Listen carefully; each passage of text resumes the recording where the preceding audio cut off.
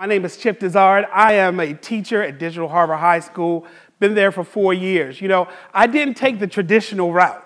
And, I took a long route. I remember I was sitting in my office. I worked at the district office, North Avenue, as they call it, or central office. And I was in there with my boss, and she gave me a letter. I still have the letter until this day. And it said, you know what? You're no longer needed as of June 30th. So I took the long route, and I asked around. I said, hey, any positions? So what I did, I became a teacher. And, it was hard at first because I'm doing stuff that I love. I teach media. And I said, you know what? I'm going to try this. And at least I'm going to, hey, provide for my family, have a good life. But I really, really started to enjoy it. I started having kids all over graduate. Two of my kids here, one on the left is Alexis, and one is Jen. She's going to Loyola. They're both media students. They're great, great kids. And what I found out about, kids in general is that we did fun projects. So this is one of the projects we did. It's a Photoshop project where we cloned each other and we cloned themselves. We used a clone stamp tool in Photoshop. So I'm showing them how to do real world projects, fun stuff, and learn. As a teacher, you have to listen a lot more than you talk. And I've learned that even having those long 7 to 8 week breaks, my voice, I even lose my voice. So I have to use my teacher voice when I come back. And I'm listening to kids' problems. I'm listening to kids' issues all of the time. Now, if you've ever seen this lady named Rita Pearson, she has a TED Talk that's phenomenal. And she really says every child deserves a champion. An adult will never give up on them, who understands the power of connection and insists they will become the best possibly can be. Now, here's a challenge for everybody tonight. Ask two people around you, think about this. Do you have any male, African-American male educators, K-12, in your years? I had to think. I really didn't have anybody. There's a study done that said black males are largely underrepresented in classrooms. 2%. Let's think about that, guys. 2% of people like me and Rodney are out there teaching kids in the urban and inner city. Even less probably in elementary, and I teach in high school. So the question is tonight, for you all for Ignite, how can we change this?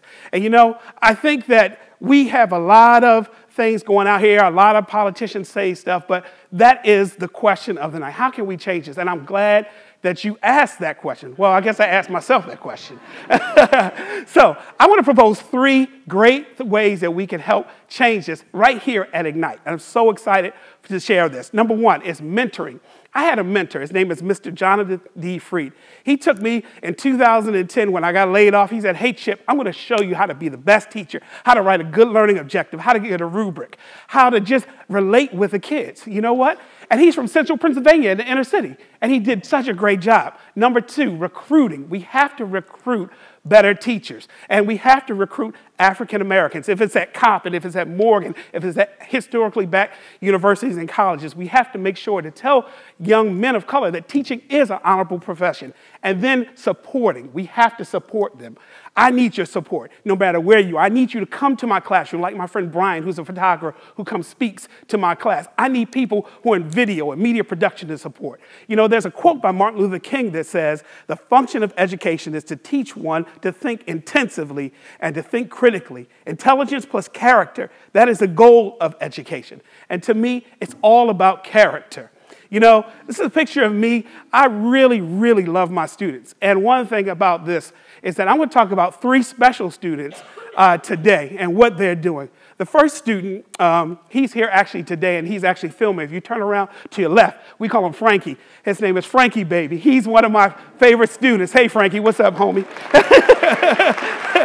So he's out there taping. He's going to the military. He right now is in the foster care system, but he has a great, great heart. He's going to do big, big things. A second student, her name is Evany Ngoy. She did a documentary called The Paradise That Wasn't. She's in my 12th grade media class. I don't know if she's here tonight, but if she is, give her a round of applause. She's a phenomenal, phenomenal student. Is going to do great things in the city of Baltimore. The third group of students, I don't know if they're here or not, Makia and Amani, they're learning media production. They love it. They love to interview. They love to challenge. They love to question. And by the end of the year, they'll be making their own documentary. So I'm so proud of my kids. And you know, the mediocre teacher tells, the good teacher explains, the superior teacher demonstrates, and the great teachers inspire. Hey, I don't want another African-American male teacher. I want a teacher that's African-American that can inspire. God bless.